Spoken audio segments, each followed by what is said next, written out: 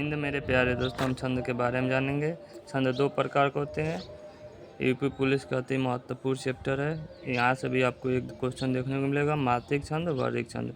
मात्रिक छंद सम अर्ध सम विषम होते हैं। वर्णिक छंद सम विषम होते हैं। वो जो लघु लिखा गया है उसको 1 से दर्शाते हैं, जो गुरु लिखा गया है उसको 2 से दर्शाते हैं। गुरु का यश से लिखते हैं, लघु को 1 से लिखते हैं, डर से। ये अमतराज बान सलगा, ये आपका सूत्र है। छंद को जानने के लिए कौन सा छंद है, इसी अमतराज बान से निकल कर आपका छंद के बारे में या पकड़ने के बारे में मालूम कर लेंगे ये कौन सा छंद है। जिस तरह 5 अब 5 जोड़ते हैं तो 10 हो जाता है। किस में 10 हो जाता है? जोड़ने से मालूम चलता है ना, 5 + 5 10 होता है। और 10 में से 5 घटाएंगे तो मालूम चलेगा ये घटाना है। उसी तरह छंद में भी है ये अमतराज बान सलगा। इसी से निकल कर यगड़, मगड़, तगड़, रगड़, जगड़, भगड़, नगड़ और सगड़, इसी से निकल कर बना है। इतना अमतराज बान सलगा आपको याद हो जाएगा।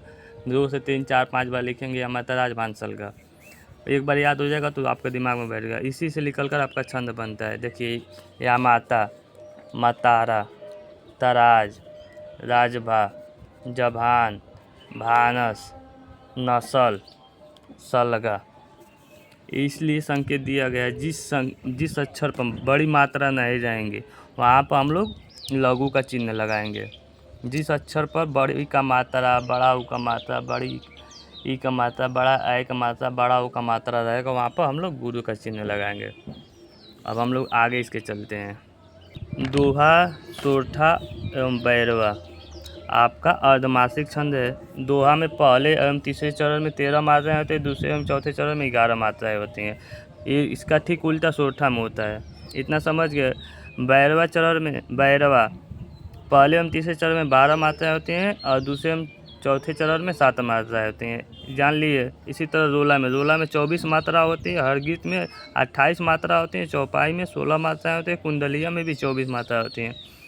तो इसका नियम है, कुंडलिया में और रोला में 24 मात्राएं होती हैं। कुंडलिया में आपका 6 चरण मिलेगा और रोला में आपका 4 चरण मिलेगा। इसमें कन्फ्यूजन नहीं होगा। रोला और कुंडलिया में सेम मात्रा मिलती हैं। रोला और कुंडलिया में क्या मात्रा मिलती हैं? सेम मात्रा मिलती हैं। तो कुंडलिया आपका में 6 चरण मिलेगा। जहाँ 6 चरण रहेगा 24 मात्रा मिलेगा वहाँ पर कुंडलिया छंद होगी। और जहाँ 4 चरण मिलेगा 24 मात्राएँ होंगी वहाँ पर रोला छंद होगा। इतना आप समझ गए होंगे दोस्तों। अब हम लोग उदाहरण समझते हैं।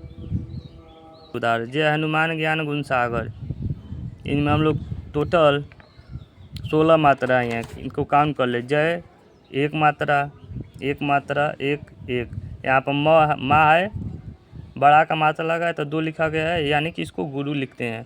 इसको 2 पढ़ेंगे।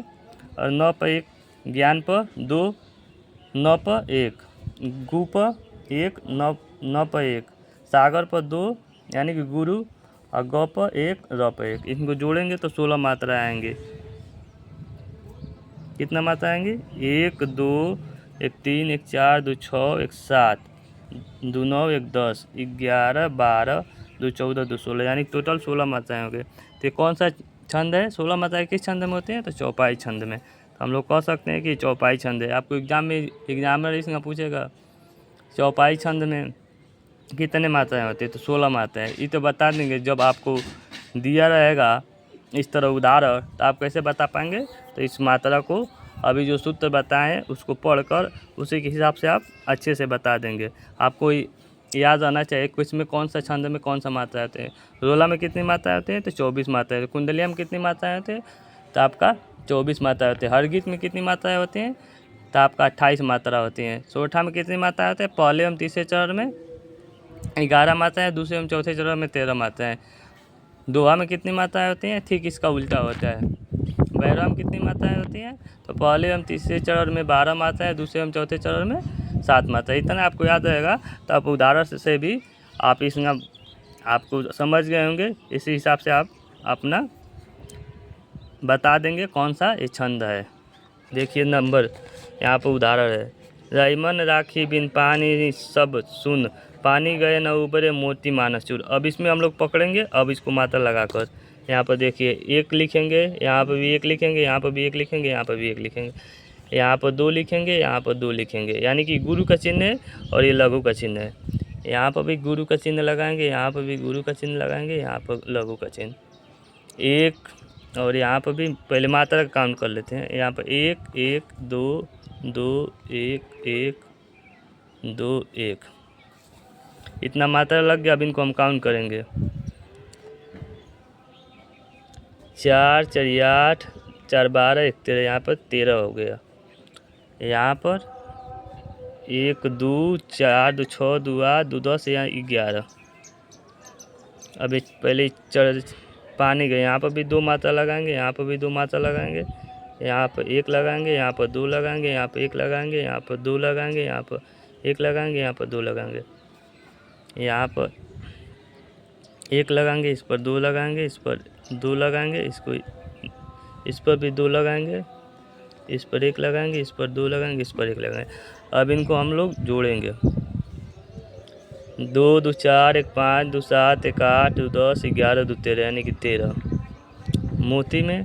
मोती मानस चूर में 1 2 1 3 1, मतलब 1 और 2 मिलकर 3 2 5 2 7 8 2 10 1 11, यानी कि 11।